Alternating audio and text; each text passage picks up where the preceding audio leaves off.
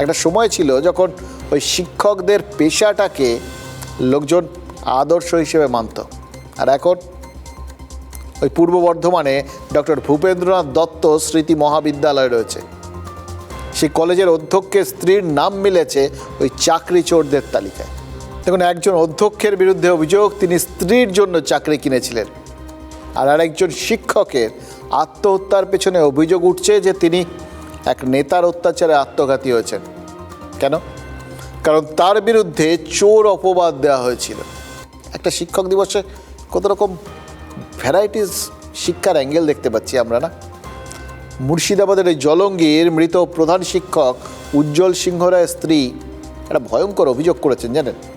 তার অভিযোগ স্থানীয় তৃণমূল নেতা এবং স্কুল পরিচালন সমিতি নাকি চোর অপবাদ দিয়ে ব্ল্যাকমেল করছিল। কত টাকা চাওয়া হয়েছিল জানেন? উনি যে অভিযোগ করছেন, 35 লক্ষ টাকা নাকি চাওয়া হয়েছিল তার অভিযোগ। এটাই এখন সিস্টেমের শিক্ষা হয়ে দাঁড়িয়েছে।